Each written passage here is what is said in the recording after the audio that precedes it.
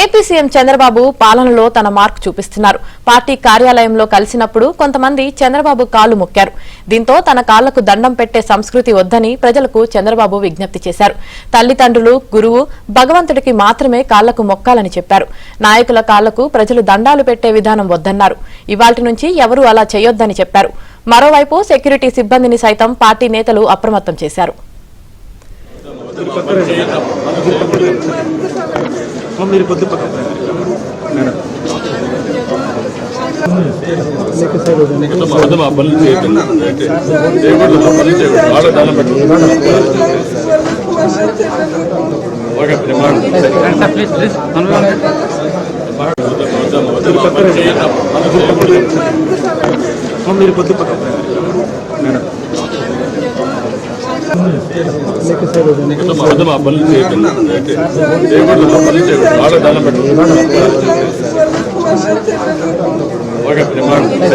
Please.